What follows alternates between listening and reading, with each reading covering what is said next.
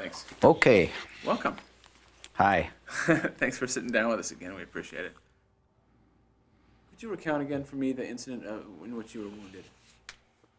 Well, I was standing on the top of this hill at the aid station, and a random shell came in. It couldn't have gone off more than 5 or 10 feet away from me, because all I remember is a tremendous blast and a flash. And the next thing I knew, I was laying on the ground in the snow, and I tried to get up. And when I tried to get up, only thing I could see were the broken ends of my legs. And I thought my legs were gone. Because that's all, the broken part, both femurs were shattered. And they were laying down here as I was in my back trying to raise my legs up. And I thought, I'm dead. I'm about to die. And I said my act of contrition, because I'm a Catholic. And then the next thing I thought of was my mother. And I thought, what's she going to say? Because I was an only child.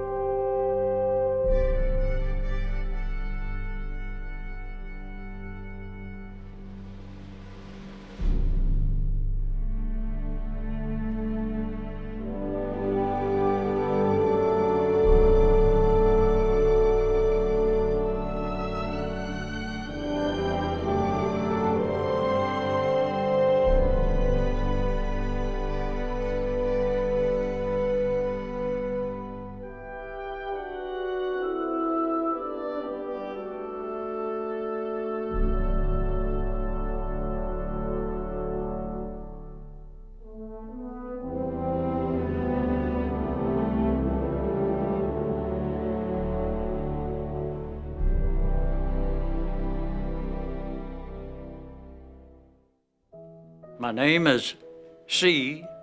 Carwood Lipton. I was born in Huntington, West Virginia, grew up in Huntington.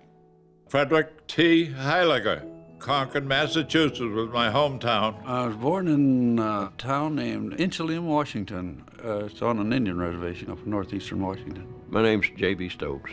I was born close to Bonham, Texas, in a rural area called Leonard.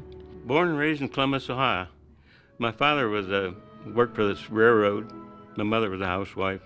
My nickname was Babe, and my mother, she was a little Irish broad, red hair, fiery, great woman, great woman. Born and raised in South Philadelphia, where the times were tough. Mom had 10 children, so you had to work to survive. That's what it was. It's just survival in the streets of Philadelphia, that's all. It was a real struggle because we came up in the Depression. Sometimes we live on a farm and have pigs and chickens and raise a garden. I saw people that really were hungry and had hard times. My father was able to find some kind of employment. We never went hungry. We lived on a farm at the time. It was poor. Everybody was poor. That was the Depression. When I got to about 10, I got a paper route. That $5 a month I made, something like that, But it was at least something. There's a work ethic that the Pennsylvania Dutch in this particular area are very proud of. I was the oldest one, so I sort of branched out on my own at an early age. I was married when I was 19 years old in 1941. On December 7th of 41, we were in a store and a guy, he says, the USA is in a war with Japan, and everything just went silent. I said, let's go in the Army.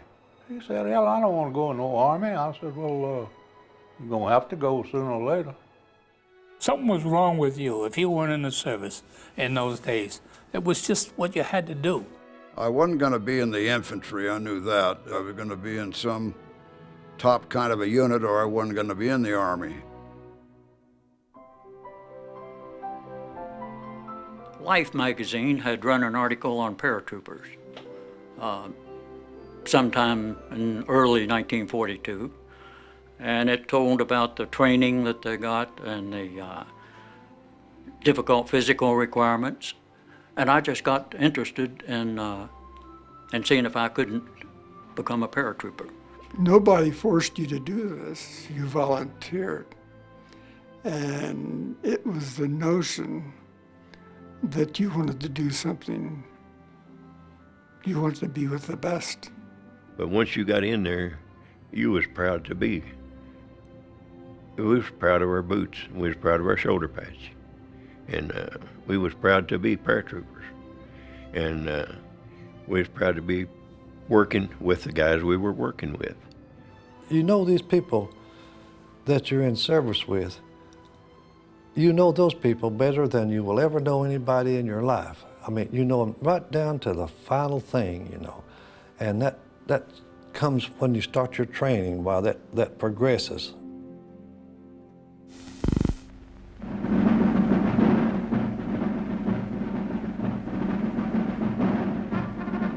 Each man was like a heavyweight champion of the world boxer. Out of 100%, only 10% made it. I thought I was going to die. There wasn't no holding back. You had to hang in there. You had to be tough. We marched 118 miles in 3 days. The training I got and the men I trained with gave me the confidence to go into battle.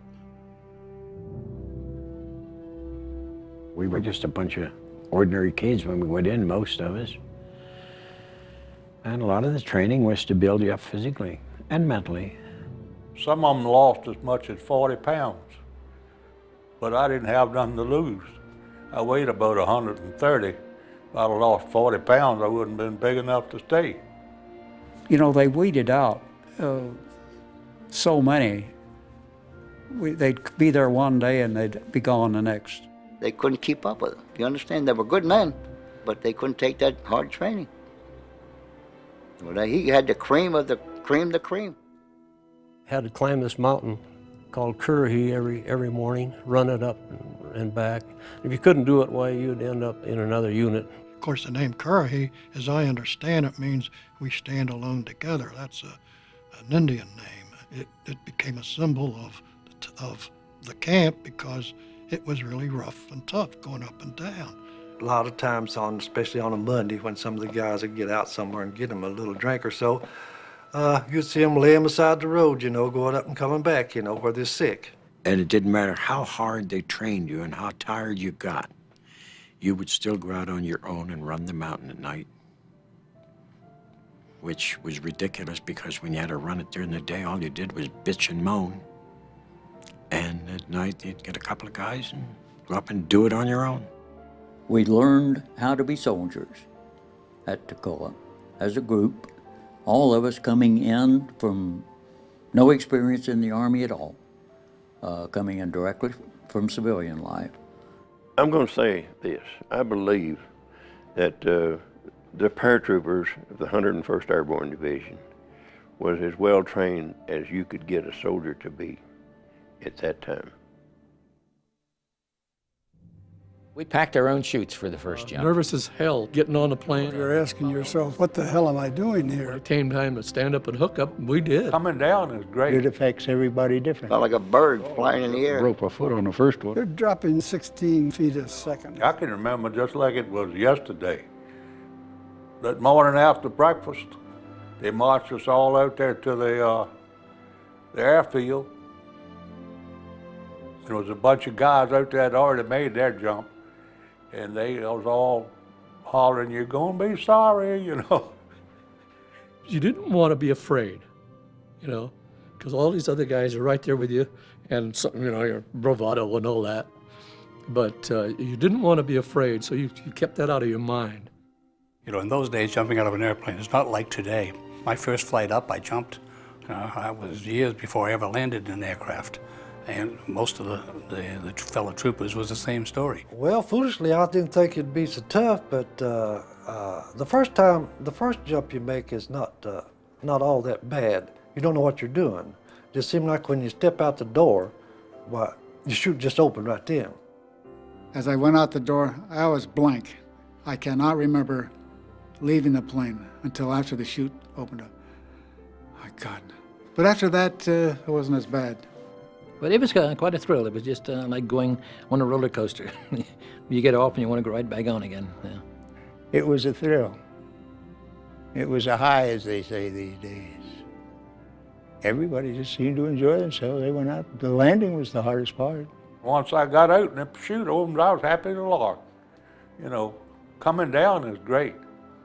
I was small too, and I didn't hurt myself when I hit the ground. Some of the big ones hit the ground like a ton of, what's the name? The thing you worried about most was your chute. Did you pack it right? And you'd go through that. You'd pack it one day and jump the next day. You had all night to think about it. You know, all kinds of ideas of what you might have done wrong, but it worked out fine. We made 5 jumps in the 3rd week there, and then you were a qualified paratrooper. Got your wings pinned on, and became one of the elite members of the parachute regiment. We were thoroughly prepared. The men were trained, hardened, physically and mentally, and they were ready to jump. Thus we started off for Normandy.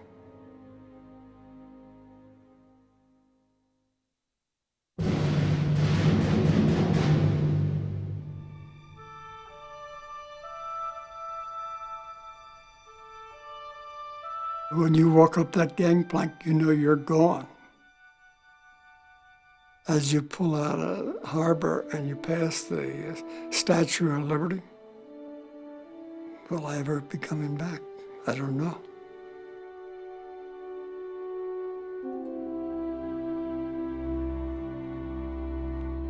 You know you're in the parachute troops. You're going to be jumping behind the enemy lines. What do you expect? You have no idea. That'll make anybody stand and search his soul for a few minutes.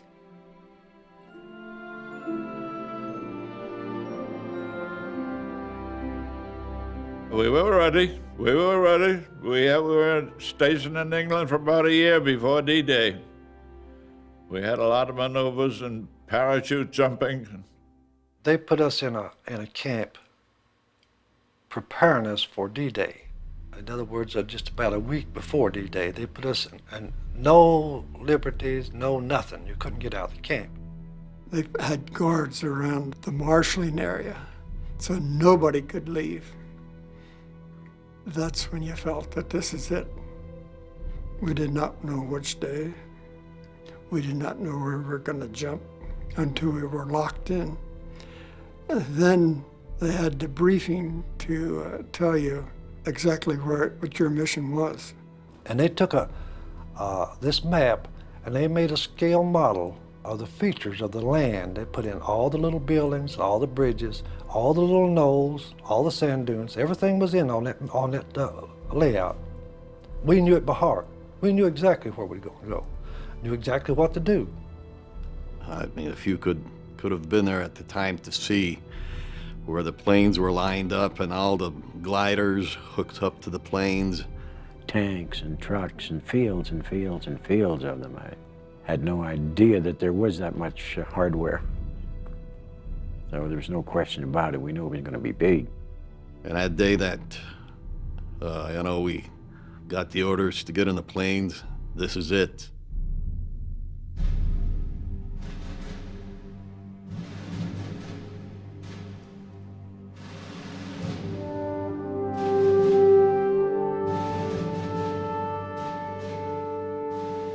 We had confidence in our leaders, and all the plans and preparations that had taken place before the invasion. So we were confident and calm.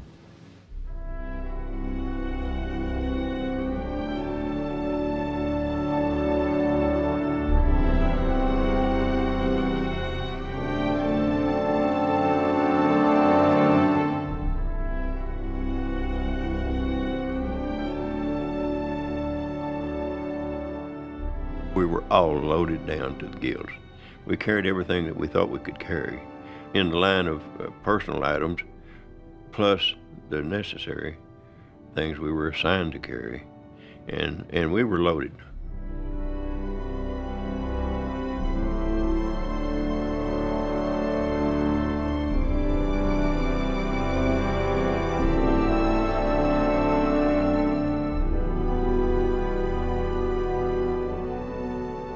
Everybody got in there, and a lot of them were very scared. I was scared too, but probably in a different way that other people were. As long as I was in that plane and they were going to get me there safely out of that plane, that's all that I worried about.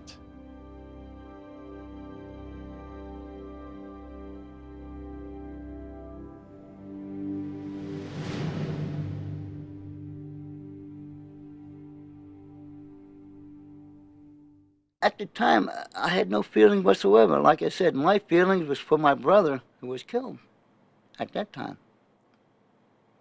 That infuriated me to no end. And that's when I jumped on D-Day, I swore I was going to kill every damn German I came across. And that's why I think they nicknamed me Wild Bill, because I did a lot of killing D-Day. The sky was pretty clear coming across the channel. So since I was jump master, I could lie in the door, at the door of the plane with my head out in the slipstream looking down. And I saw the thousands of craft, ships, everything from LCIs to battleships down there in the channel. And I think that's when I first realized how large the invasion was, tremendously large the invasion was. We rode for about an hour and a half, I guess, before we went down off the south end of England and then across the Jersey Islands and then across the Cherbourg Peninsula. And that's when the fireworks started. Black was terrible. Any aircraft was absolutely horrendous. It was like a July the 4th celebration 10 times over. Then it would hit under the wings and body, and you could hear it going brrr, like gravel hitting on the fender of a car. You could see tracers all over the place. That's why everybody wanted to get out of the plane as fast as they could.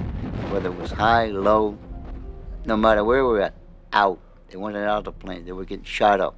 But finally, the pilots, I'm just happened to read their mind is, okay, we got so much gas, and we're going to have to get back to England. So what are we going to do with all these guys back here? Give them the green light sometime, get out. We're standing there ready to jump. There was a certain relief, I think, when the green light came on and everybody said, let's go. Man, I jumped up on a run and hit the static line with the hook and out the door, you know, and got such an opening blast from the opening shock from the prop blast that it broke this chin strap that we had on this helmet liner, and that's when I lost this famous leg bag that everybody talks about just from the shock of the opening. It just flew right off my foot. The British come up with this. They call them leg bags. They got to be this big, and you keep stuffing everything you can get your hands on in them. It's supposed to weigh 10, 15 pounds. By the time you get done, it's 40 or 50 or 60 pounds. Everyone that jumped with a leg bag or supplies, they lost it. Most of the paratroopers that landed didn't have nothing. I was one of them. It tore right off because we jumped at speeds of 150 miles an hour, maybe even higher, I don't know. And lower than we should have been. But that wasn't bad either because you got to the ground quicker. When it went out the door, opened a looked to see if my parachute was open, and you could see tracer bullets burning holes through the parachute. And they told us that all you'll have to do is shuffle up to the door, throw that leg out, prop blast will hit it, and you're gone. Well, they were right. Only I was gone out and my leg was in. And I was hanging upside down, looking at everything down with my leg in the plane and everything. And all this happened in just a split second. And Paul rolled me out, Paul Rogers rolled me out. I just helped him out. I just picked him out, threw him out, I guess. Had to get out. We just wanted to get out so bad. And I come down right behind City Hall, watched them shoot at me all the way, which wasn't very long. And I could see the tracers, and they were kind of spraying around in the air. Whoever the machine gunner was down there that was concentrating on me apparently was not a very good shot. But they were firing in every direction. Even in front of you, back of you, you don't know which way to go. The next thing is that you are getting close to landing and you're saying, there's some trees, there's a road, try and slip to avoid the trees, try and slip to avoid landing on the road. And I slipped a little bit and my chute fell across the power lines and I hit that fence and fell into a farmer's garden.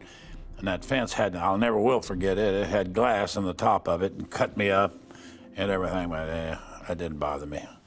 I was down, and I got down with my gun. I hit the ground in a kind of a field, and we were way, got looking at my map, and we wasn't anywhere close to where we were supposed to be. We didn't know where we were. We was plumb off our maps that they'd give us. So we had to make our way back. We knew that the beach was to the east of where we were. So we headed that way to get down to the beach to find out where the outfit was. My friend from Erie was in another plane. When I hit the ground, I hit about 2 feet away from him. And him and I start walking around looking for more of our troops. And we were running into Germans everywhere, but we had to hide, you know, because if we didn't, we were dead meat. And I lit in a tree. I had my trench knife, and I reached up and grabbed a hold of it's a big trunk, the tree. I swung into it. I cut those risers with, I think, one swipe, and I come down that tree like a monkey.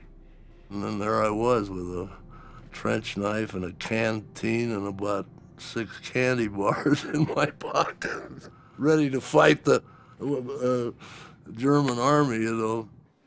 So there's 4 guys that were with me on D-Day who did have nothing but a jump knife when they landed. So we had a hope scrounge. As it worked out for all of us, later on we run across somebody who had been killed, and you take his weapon, and that's how you get a weapon for D-Day, rather haphazard.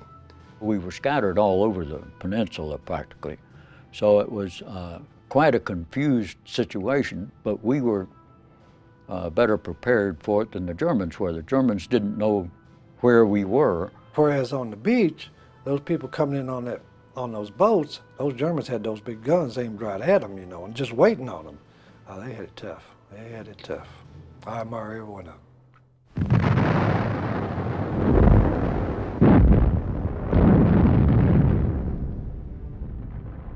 These guns were pointed and firing right down on the beach. And the people out of the landing craft were trying to come onto the beach and they were firing right down on them.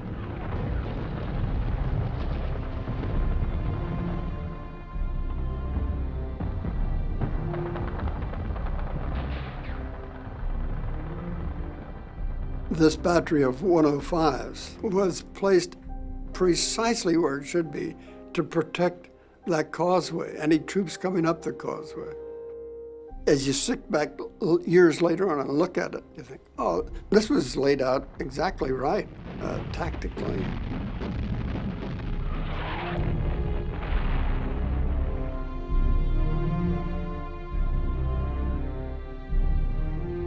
We thought we knew where every foxhole was in Normandy. We knew where everything was. We knew it cold. But on this one, the Germans had moved in there and camouflaged us so well, we didn't know it was there.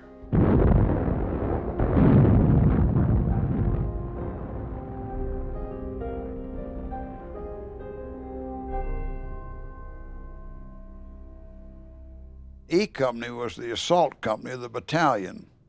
And we were been trained from special assaults and whatnot, special assignments. But they weren't aware of what we had. They didn't realize we only had 12 people. So we worked our way down through the farm area to a hedgerow, and Lieutenant Winters had us set up a firing position. And went up to scout it for myself, crawled out along this hedgerow to get a little closer to look it over, and I felt I could see a trench, and I thought I knew where our machine gun was. Winters was an exceptional leader, and he was able to size up all through the war, size up combat situations and decide quickly and correctly the best way to take care of whatever the problem was. I divided the group into 2 units. Lieutenant Compton was with me. I gave him half the men and I took half the men. Gave instructions. I want Compton, Malarkey, and Wynn to crawl up there and hand grenade that machine gun. Crawl through the grass. And as you throw your grenades, I'll charge up with the rest of the guys. So I had the 2 machine guns set up to give him covering fire while he crawled up there. I get out to this hedgerow, and I look up and I peek through the bushes, and I see a couple of Germans over here about 30, 50 yards away, stoking this gun and firing it. And so I pull out a hand grenade and I pull the pin on it and I threw it as high and as far as I could throw it in their general direction. The damn thing had enough hang time on it that about the time it got to them, it went off in the air, and I got one of them. Then I jumped up with a couple other guys and we charged so that we all jumped into the first position together.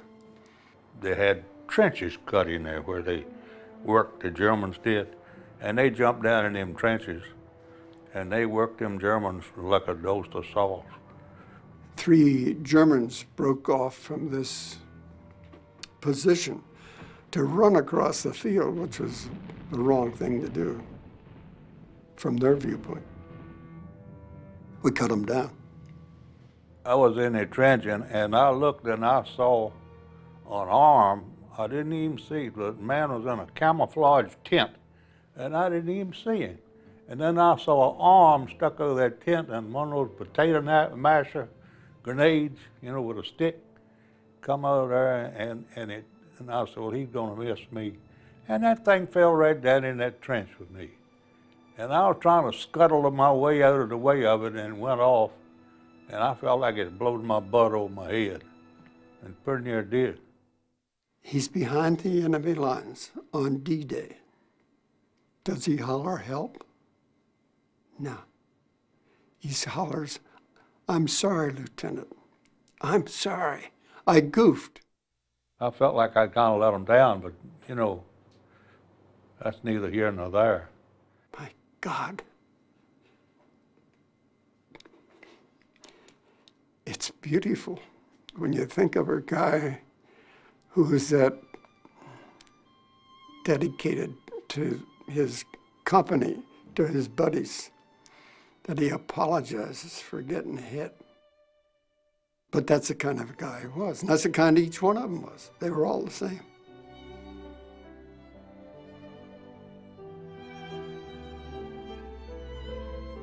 I look upon them, each man with great respect I can't describe. Each one of them proved himself that he could do the job.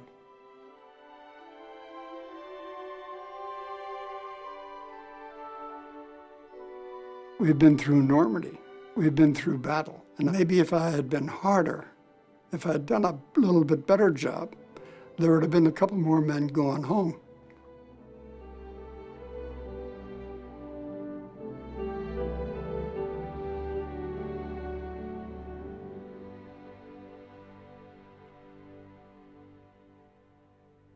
I never thought I'd get through D-Day, let alone the next phase or the next phase. I thought I was going to get killed instantly. The chances of survival is very, very slim, extremely slim. As the parachute, we got that done in Edinburgh, Scotland, 1944. Me and Johnny Martin. Drunk as a skunk. Well, Garnier and I decided we'd go to Scotland and get a tattoo. We didn't figure we had a chance to come home.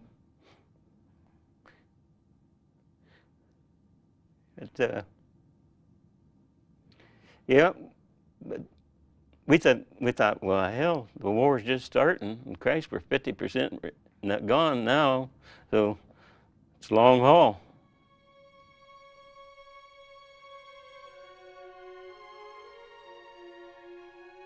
The 101st came back from Normandy after about 33 days, and we were the replacements for the people who were killed in action or wounded in the Normandy mission.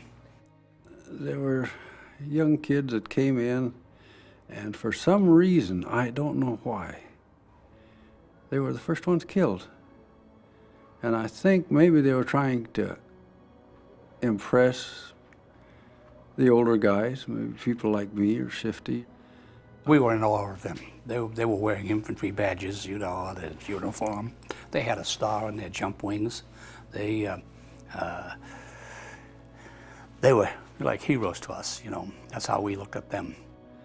I don't know why, but I got right there to where I didn't want to be friendly with replacements coming in because, God, I didn't like seeing them get killed. It just tore me up. And I don't know why, but they were the first ones killed.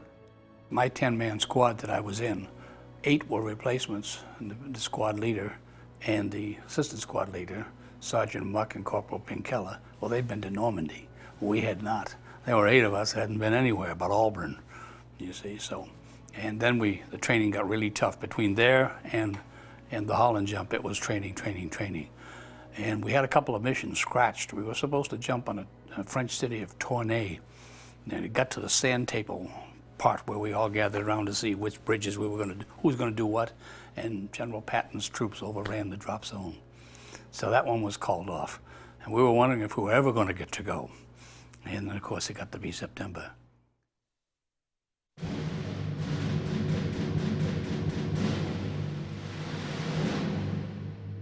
It was a Sunday afternoon, noontime, 70 degrees.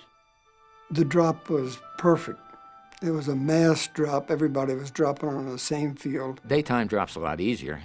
You can see where you're going. You can sort of prepare for the landing. I saw a plowed field, and I slipped right over it, and I believe I almost landed standing up, you know, soft. A great jump.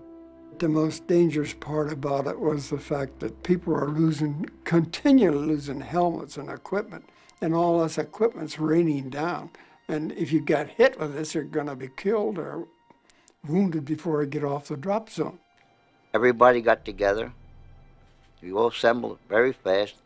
We moved out towards the Wilhelmina Canal. Our mission was first to take a bridge over the Wilhelmina Canal. It took us hours to get there. And taking hours to get there, the few German troops that were to secure this bridge had plenty of time to set their charges to blow the thing up. Just as we got to it, I was maybe 150 yards away, it blew up in our faces. These rocks and timbers were flying, and they're falling all around you, and you can't help but think to yourself, my God, what a way to die in combat, to be killed with a flying timber. that we were that close. It delayed us until the next morning. We wanted to get across that night, but it took us till the next morning to get across. But once we got in, the Dutch, it was just marvelous. Their reaction. They loved Americans and still do for coming in there and pushing the Germans out.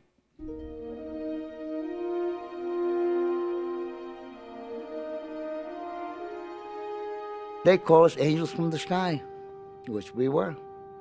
I mean, you're under German occupation for 4 years, right? It's horrible when you see paratroopers come out of the sky on Sunday morning. Who are they? They're your angels. They love you. Their welcome was unbelievable.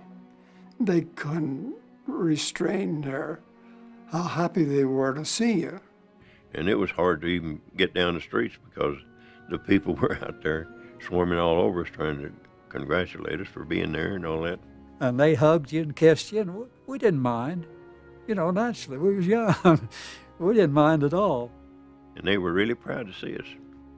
And to the point where it was dangerous for us trying to clean out the town because snipers did some damage in a situation like that.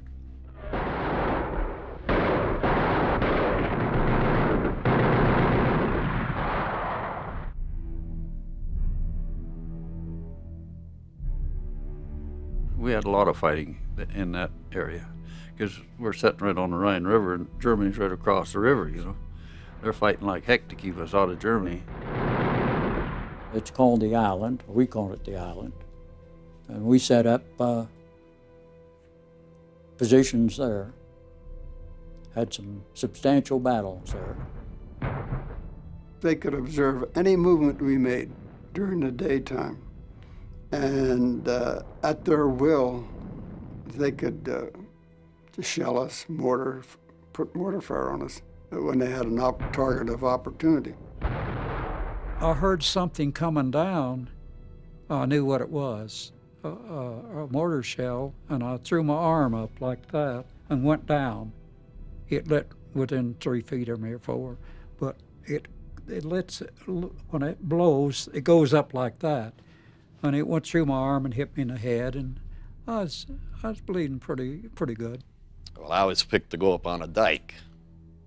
So of course, when you get to the top, you don't expose yourself. So I took my rifle and put my helmet on it and put it over, even with the road on a dike. And no action, so I brought it back down, put the helmet on, and I sort of peeked over. When I peeked over, I see a hand there with a potato masher, and he threw it at me.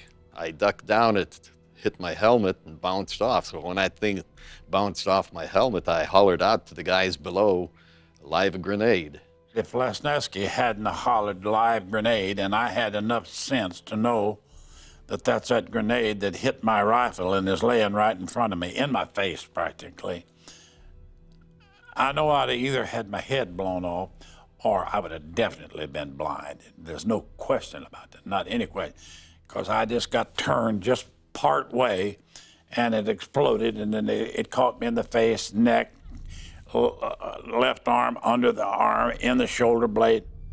I hollered for them to, take off. I said, get the hell going back. And I had 8 grenades, so I started taking them off, pulling the pins and throwing them over.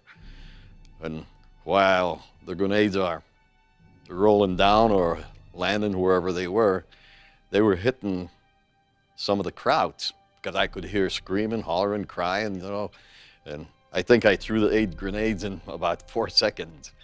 And then I took off running.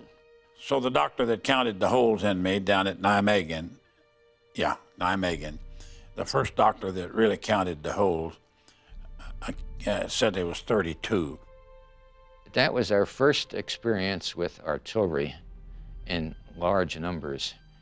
And I can remember sitting there at night, a couple of nights, listening to the artillery land. Wham! And the 88 was the fiercest cannon gun that the Germans had. And it was the way they used it. It was an all-purpose gun. It could shoot anti-aircraft, tanks, anti-personnel, airburst, and that was the bad ones when the shell went up over your head. I saw a huge mushroom cloud from the shell, and Joe Toy stepped out of it. And I run up. I remember that like it was yesterday. I run up and I grabbed him. And he said, "Oh, don't touch me." I said, "Joe, what's my?" He said, "I'm hit all over." He said, I'm bad." I said, "Okay." I said, "I'm going to go see Jim." He said, as bad as he was hurting, Joe Toy, he said, "Heffron, I already checked him. He's gone."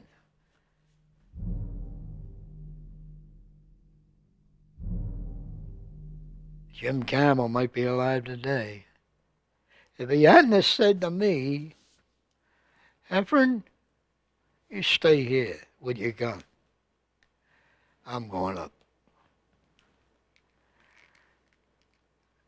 And I never, I sleep on it, I eat on it, I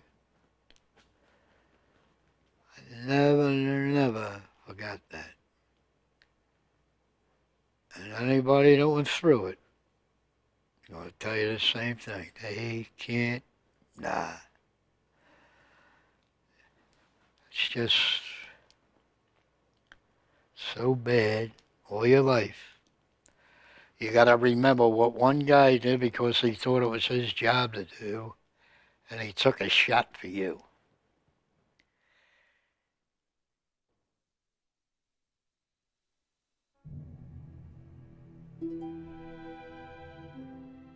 The exhaustion on these men, the physical exhaustion, affects their endurance to be able to cope. You don't realize it at the time you come off the line from living in the mud and being absolutely miserable for 70 days straight.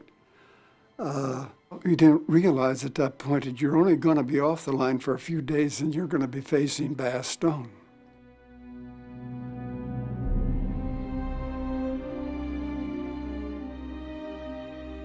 This is the last desperate action of the Germans to turn the tide of this whole war.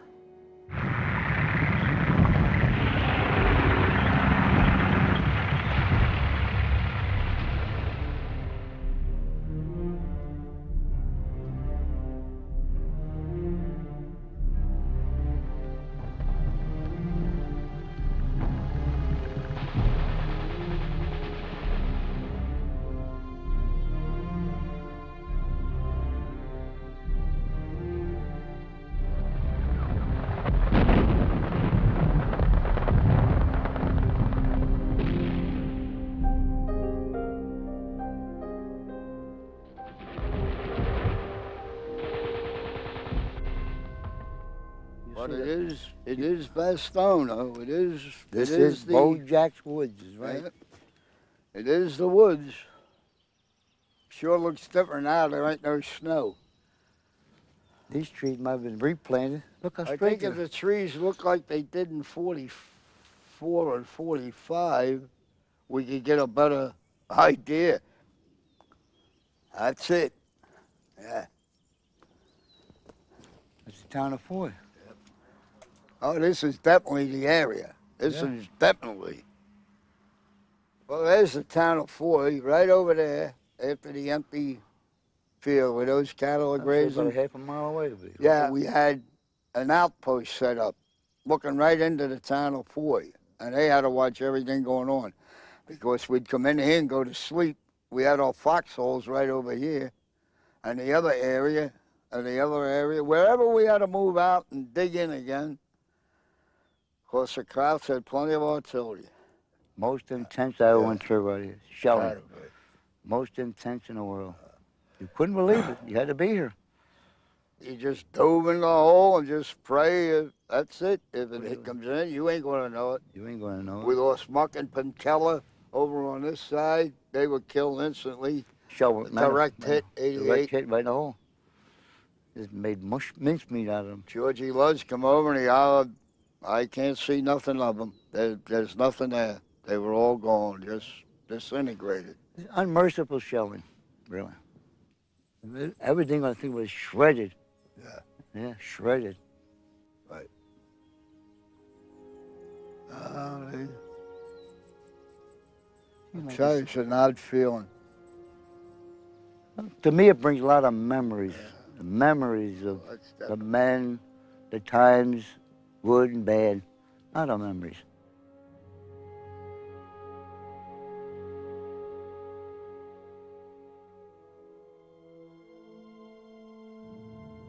It was the most miserable place I've ever been in my life. Even today. A real cold night, we go to bed and my wife will tell you that the first thing I'll say is, I'm glad I'm not in Bastogne. The Germans wanted to get Bastogne because of the road network. That's why it was such an objective. So that's where we had to hold, which we did. 318 trucks come in around noontime, and by that evening, everybody was loaded and moving out. We were short of equipment. We didn't have enough ammunition. We didn't have enough warm clothes. But we had confidence that our higher military authorities would get to us whatever we needed. That when we got up there, we didn't know what we were getting into. There was very little information, only that the Germans had broken through.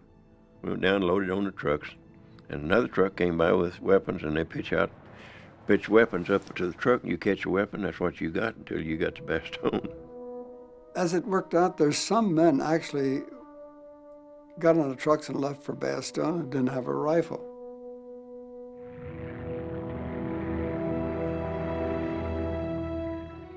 When we got there, we saw men singly and in twos and threes working their way back, some of them even without weapons, without equipment. Some of them were terrified. They were beat to a nub, and every one of them were telling us, you know, they're going to kill everybody. They're running over everybody. They couldn't believe when they saw us up there that we intended to set up defensive lines and to stop the Germans. They said they couldn't be stopped. We went out of town, we started taking up their weapons and their ammunition. Asking the guys that's retreating, you got any extra ammunition or hand grenades you don't want? Oh yeah, you could hear the firing going on up ahead, and we're marching towards it with hardly any ammunition. We marched through the night and went up to the forward side of Bastogne and dug in, and then it snowed. Snow, cold up to your rump. We didn't have no winter clothing or nothing. And that's where a third of the doggone casualties was either frostbite or trench foot or whatever you want to call it. Bad move. A lot of snow. A lot of everything you didn't like. Ooh, cold place. At this particular time, we was on top of a kind of a hill, and top of the hill had pine trees. And we set up our positions around the fringe of the woods. In Belgium, the trees are planted. They don't grow like they do in Maine. They're rows of trees. You look down a row and you can see a half a mile. And there was, on top of this hill, there was a ridge with a tree line. We were dug in on that ridge. Germans knew right where we were, and they really gave us a shellacking.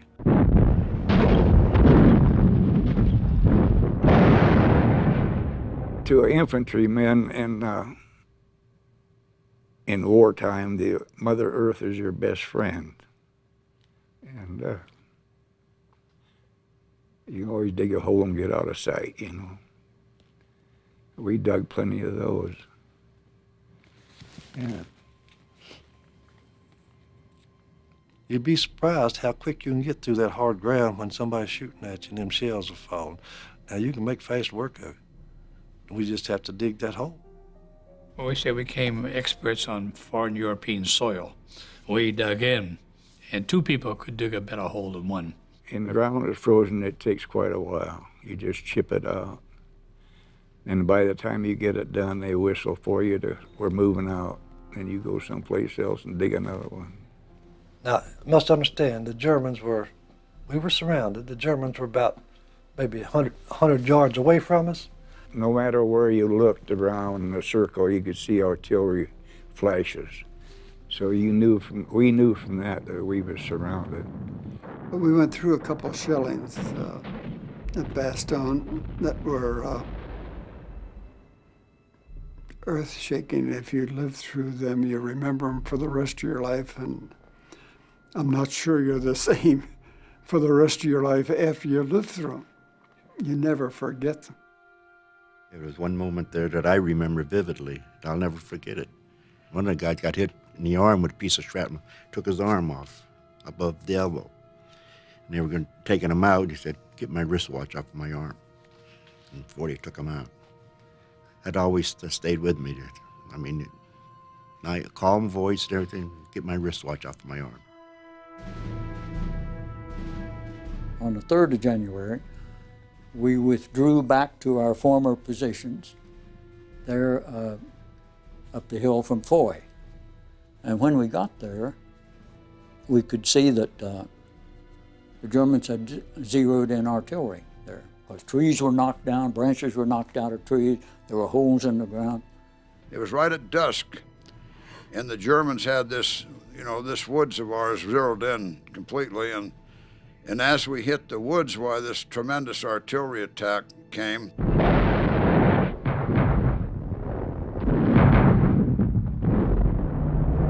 They knew where we were, and they started shooting point-blank 88s into our area. They were letting us have it, everything. From the kitchen sink mortars, Erfelwaffers, that's a rocket thing that's a screaming sound. It scared the hell out. I mean, I was scared, but I think I was petrified then. I thought the whole world was shooting at us at once. I jumped into a foxhole that somebody had started and then hadn't finished.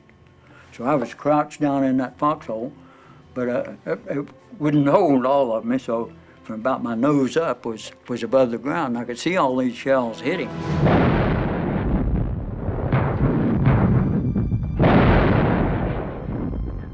Sergeant Garnier lost a leg, and Joe Toy lost a leg in the same place right there on one hill. I remember just this certain instance, Joe got caught not near his hole, and Bill and I were ahead of him, and Bill had not been hit, and he came up out of his hole quickly, and we were still under heavy fire. Joe said, "Jesus Christ, what do I have to do to die?" He got hit real bad, the back and the leg. And he's out there and have a medic, and he can't find a medic. I went out to see what I could do for him. Bongo, I got it too. I went over to Garnier. He was sitting on the ground. His leg was badly mangled. He was holding his leg, and it was jerking like that. And he said, "Lip, they got old Garnier this time." He had been hit before, but they really got him there. We got him out of there, like Babe Heffron and I and some others, and they brought a Jeep down, and we put him on stretchers, and I better not talk about it. Yeah, better not talk about it. It's terrible.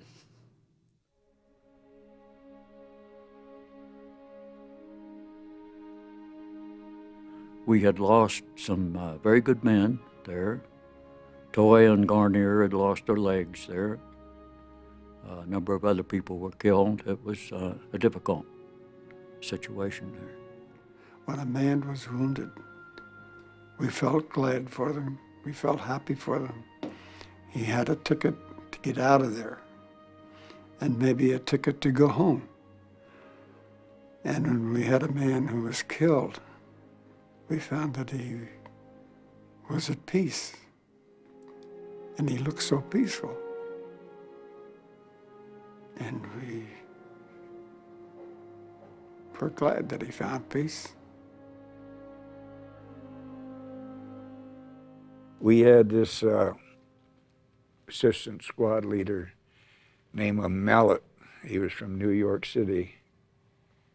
And I overheard him talking one time.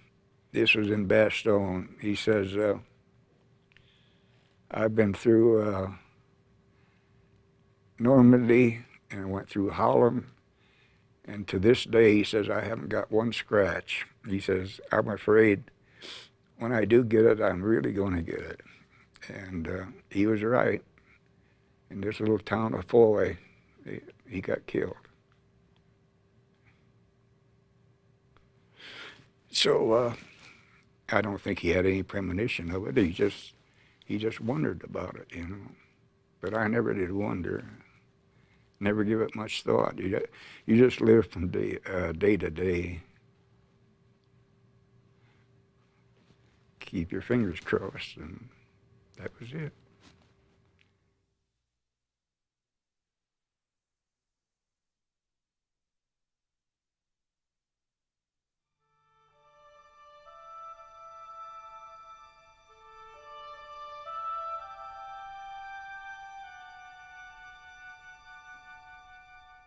I have the honor to present the Supreme Commander, General Eisenhower. It is a great personal honor for me to be here today to take part in a ceremony that is unique in American history. Never before has a full division been cited by the War Department in the name of the President for gallantry in action. This day marks the beginning of a new tradition in the American Army. With that tradition, therefore, will always be associated the name of the 101st Airborne Division and of Bastogne. Good luck and God be with each of you.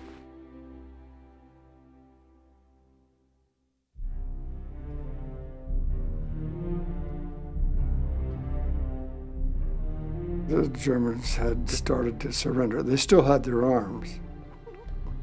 But as you're going down the Autobahn, there was almost a solid line of German troops coming north. And our job is to get to the end and get to the heart of it. Berchtesgarten, that's the end of the line. It's the retreat that Hitler had for himself. And he built his eagle's nest, his penthouse, on top of the Alp to, I'm sure, relax and confer with his staff because they all followed him to Berchtesgaden. This was their final retreat. And of course, this is where they had their loot as well. This was the goal of the French who were on our right flank. This was the goal of the British, and this is a place to capture. This is the one everybody wanted. Hitler's Berchtesgaden retreat, burned by SS troops in the war's last days. The chalet from which he hoped to rule the world now lies in ruins. American Air Force's pictures show the huge gutted rooms and the great window through which the Fuhrer gazed out on the Alps. We took Berchtesgaden May the 5th, and no fighting, no shooting. The only thing I seen at Berchtesgaden was a couple dead black uniform SS troopers laying on the road as we were going up. It was a beautiful country. He knew how to pick out a good spot for a house. We took over his house and liberated it, you might say. There was obviously a loot of all kinds that the men were looking for, such as guns. There was money that they were looting. I was a pack rat anyway. I picked up a lot of German items, including some postcards and envelopes that were addressed to Hitler. Come find out, that place was full of this big art, you know, Rembrandt and all those people, you know, and hanging on the wall, you know. Of course, the old soldiers like us, we don't recognize a painting when we see it. The 101st Airborne Division uncovers Hermann Goering's personal art collection, hidden in a subterranean chamber. 1,200 artworks worth untold millions are included. The treasures will go back to rightful owners in pillaged nations. We found a warehouse full of gin and vodka and stuff like that. It wasn't much whiskey. Those people don't like whiskey. And we took it all and set up a bar. Had 7 truckloads of champagne and cognac out of the wine cellars out of the Eagle's Nest. Yeah. So we stayed pretty well oiled for a while. Oh, that champagne was good. Ooh, it was good. I started drinking it one day, and I drank it till about midnight that night. I went to the barracks, went to sleep. I didn't wake up the next day. I made a 2-day thing out of it. And it didn't taste like it would hurt you. It tastes like ginger ale. That was the only time that I can ever remember that when I was in service, that the whole company fell out in their underwear. We didn't even have to dress, you know, 'cause everybody was pretty well looped, and so we just fell out in line formation in their underwear. They're enjoying themselves, they're at peace with the world, they have a big, happy, satisfied grin on their face. It was a paradise for a soldier to move into. I had no problem with looting because of the fact that I had come down through Germany and I had seen the Holocaust. And I had seen what the Germans had done to the Jewish race, and I'd seen what they had done to the displaced persons, and what they had done in their occupation of France, and what they had done to their occupation in Holland, Belgium. So that by taking over their homes for a few nights to bed down my men, and if they picked up a few trinkets, I had no problem.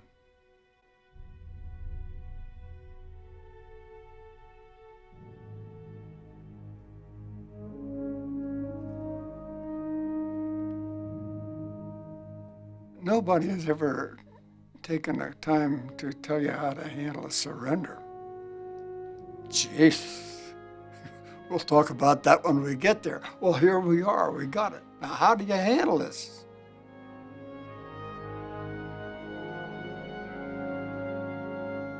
The German army was a well-disciplined army, and those prisoners that come down out of the Alps, they came down in formation. They marched down. They didn't drag down, you know, or nothing like that. They came down as defeated soldiers. I think we thought that the Germans were probably the evilest people in the world. But as the war went along, we found out also that it wasn't the Germans per se. It was the SS and the special troops. They were the ones that could kill their own people, and the regular German soldier was not that way. One of those prisoners handed me this little book I could have, and I looked at it, and it was a little Catholic prayer book for the Mass. And all of a sudden, I'm faced with the thing, hey, I haven't got Nazis here, I got some Catholics. And I've got a Catholic good enough to stick one of these in his pocket. A lot of those soldiers, I've thought about this often. That man and I might have been good friends. We might have had a lot in common. We might have liked to fish, you know, he might have liked to hunt. You never know, you know. Of course, they were doing what they were supposed to do, and I was trying to do what I was supposed to do. But under different circumstances, we might have been good friends. I have a great deal of respect for them as soldiers. They were very good soldiers. But they're still enemy, so they must be controlled as prisoners. When it reached the level of surrender for company and smaller units, I was assigned this major, and when he walked in, he presented me this pistol and offered his personal surrender, which naturally I accepted gratefully. So that would be the end of the war for his men, and this is basically the end of the war for my men. And the significance is that it wasn't until later, when he had given me this pistol and I had a chance to look at it carefully, that I realized this pistol had never been fired. There was no blood on it. That's the way all wars should end, with an agreement with no blood on it. And I assure you, this pistol has never, never been fired since I've had it, and it will not be fired.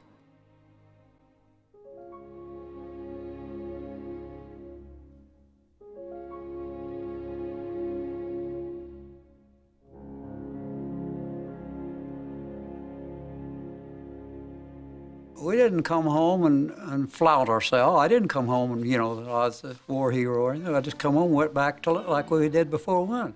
Just go to work and live our life. I think it was difficult for most fellas coming back. They didn't know what they were going to do when they got out. I didn't, had no idea. Went to work for a coal company. Did some bartending and ran a pool hall. Took up a course in ornamental horticulture. It didn't pay very much, but there were a lot of nice people. I went to work where I was working before the war. It was Caterpillar Tractor Company. I became an industrial arts teacher and a social studies teacher. The spring of '46, I took a boat to Ketchikan, Alaska. I went to work for the government, a letter carrier for 37 years. I built homes. I went into construction. I went into hard work, tedious work. I'd done everything. You name it, I'd done it. I ended up working on the waterfront. And I went with the CIA in Washington. Got my degree in 1948. After the war, I became a teacher and taught for almost 30 years. Got a job working for Nixon Nitration Works. I was making $75 a week. We've never become wealthy in life, but we have a lot of other wealth that means more than that, really. Everyone done well. I done well too, thank God.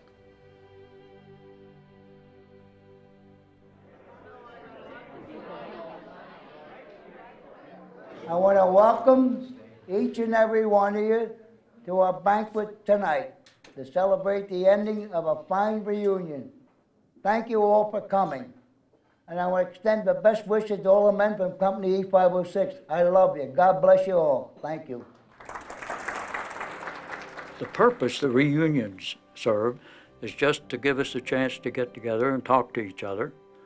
We relive some of the Army experiences, but we have great respect and you might say affection for each other. The type of affection that you get when you've lived through many dangerous situations together and have learned that you can rely on each other. If you see the people today, that bond's still there. The bond you can't explain. As soon as you see them, you know you're thinking of battles and thinking of it to yourself. The men staying out amongst each other. There's an intimacy develops, and like nothing that I've ever experienced anywhere, not in college, not in with any other group of people. We're a strange bunch of dudes, as far as I'm concerned, to be this close after all these years. That's the thing that gets me, is I like brothers. I'm back in my youth now.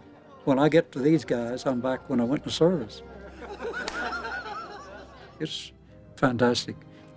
I'd like to make 20 more reunions. We had a lot of real good times in there. And those are the times that you really remember, you know. A lot of those is what we kid each other about, you know, at these reunions a lot of times. And then you had a lot of bad times. My family didn't know anything about it. And I just didn't tell them. I just, you know, figured it's something that didn't need talking about. It was done, over with. We didn't know Shifty the way the men know Shifty, you know. So, but he started talking about it just in the last 5 or 6 years. Last 5, I'd say. It was like that was another life, you know. he was another person, and we weren't aware that the stuff he went through, things he'd seen. I didn't even, you know, it didn't even dawn on me that he'd killed people. I really admire my daddy. He's a good guy. He's a real strong guy. We travel a lot, and we've been to France and to that cemetery. It's just incredible. There's crosses upon crosses upon crosses, and just lined up perfectly as far as the eye can see. And then there's a cliff, you know, and then the ocean. These weren't just anonymous statistics. These were people that I knew, and I told my daughter, I said, this guy here died at age 19 or 20. A whole life, never lived. No family, nothing. No children, no opportunity to have some satisfaction of building a life, nothing. When I went there, I said, Dad, my gosh, Dad, you were so lucky. And he looked at me and he said, yeah, I'm very lucky, and he started crying.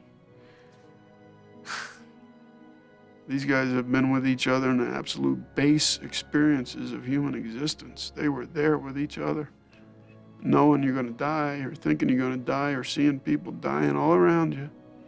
And there they went, day after day, and I admire that.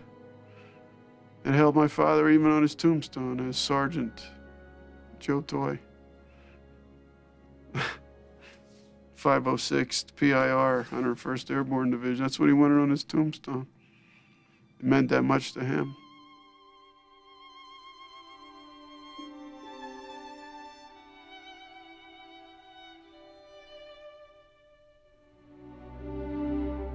How it happened that those various individuals happened to end up in E Company, I don't know. But as you know, every Army unit thinks it's the best. But we knew we were the best.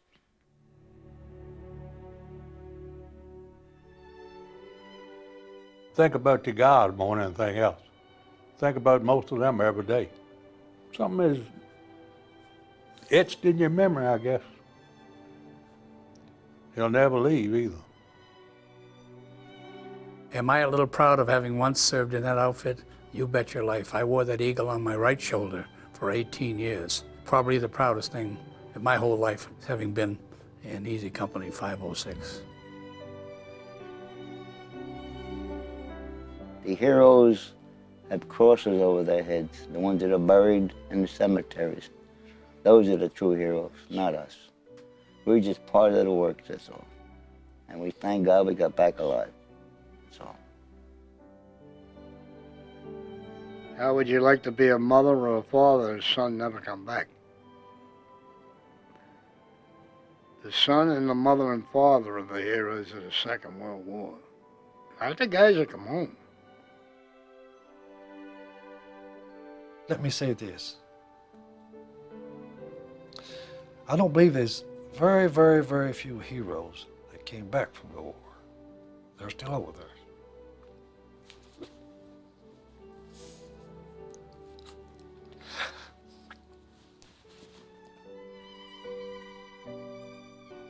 Do you remember the letter that Mike Raney wrote me? Do you remember how he ended it?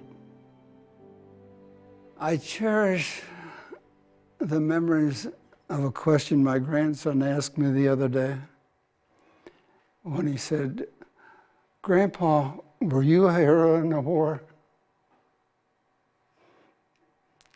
Grandpa said no.